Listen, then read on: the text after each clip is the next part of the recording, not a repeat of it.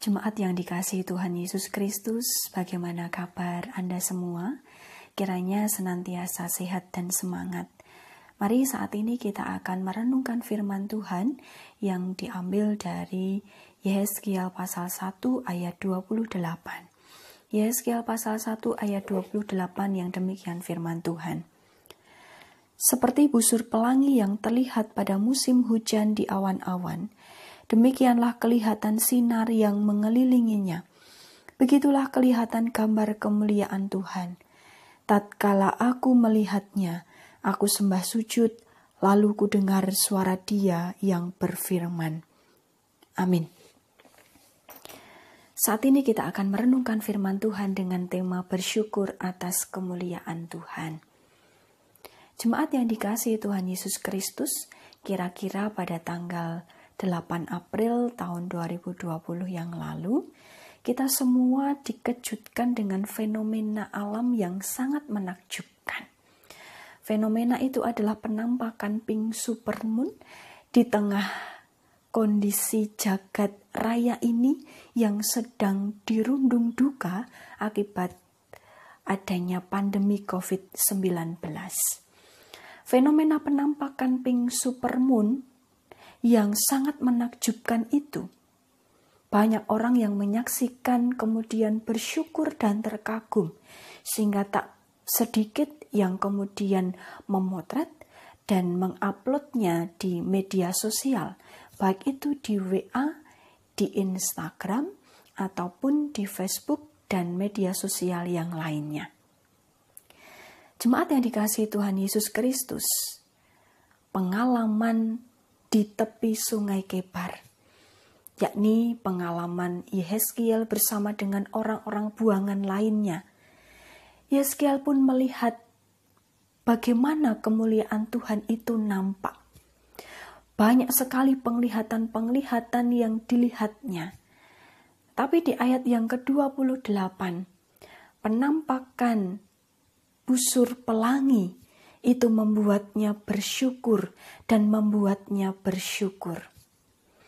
Bapak, Ibu, dan Saudara ingat bagaimana pengalaman Nabi Nuh ketika air bah itu surut, ada pelangi yang nampak. Itu menandakan bahwa Tuhan Allah memiliki janji atas manusia, bahwa kemuliaan Tuhan itu bukan untuk menghancurkan manusia, tetapi untuk melindungi dan juga untuk memelihara kehidupan manusia. Begitu pula dengan pengalaman Yehezkiel ketika dia bersama dengan orang-orang buangan di tepi sungai Kebar. Penampakan busur pelangi yang begitu menakjubkan itu bukan hanya membuat Yehezkiel takjub, tetapi juga membuatnya bersyukur sehingga dia sujud dan mendengarkan suara Tuhan. Di situ pula Yehezkiel mendapat panggilan dari Tuhan untuk memimpin bangsa Israel, sehingga bangsa Israel itu memiliki hati yang tertuju kepada Tuhan. Di tengah-tengah penderitaan akibat bangsa Israel dan juga Yehezkiel pada saat itu merasakan bagaimana hidup dalam kota, dalam daerah buangan di Babel. Tentunya ada perasaan menderita dan perasaan yang lain. Tetapi di situ Yehezkiel mendapatkan kesempatan untuk melihat, menyaksikan dan bersyukur atas kemuliaan Tuhan. Jemaat yang dikasihi Tuhan Yesus Kristus, virus corona memang sudah menggemparkan jagat raya ini, bahkan membuat beberapa aspek kehidupan itu mengalami kemunduran. Meski demikian, ada hal lain yang mesti kita perhatikan, yakni bagaimana kita melihat kasih dan kemuliaan Tuhan yang nyata di dalam kehidupan kita hari demi hari. Bagaimana kita bisa melihat kasih dan kemuliaan Tuhan itu? Mari kita lihat dari kehidupan kita sehari-hari. Lihatlah ada keluarga yang menyayangi Anda. Mereka bersama-sama dengan Anda hari demi hari melewati masa-masa yang sulit akibat virus corona ini. Lihatlah tanaman di sekeliling Anda.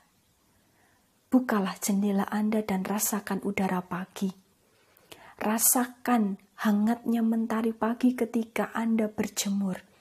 Itulah bukti kasih setia Tuhan yang mesti kita syukuri. Mungkin di antara kita juga masih ada yang merasakan kekecewaan, kebingungan, rugi, khawatir. Ingatlah bahwa Allah selalu bersama dengan kita dalam janji pemeliharaan yang meneguhkan langkah dan hidup kita. Rumat hari ini mengajak kita semua di tengah-tengah pandemi yang menggemparkan roda kehidupan ini, marilah kita mengingat dan bersyukur atas kasih serta kemuliaan Tuhan. Mari kita membawa hati kita untuk tertuju kepada Tuhan. Karena Tuhan Allah adalah Allah yang Maha Kuasa, Allah yang memelihara kehidupan kita.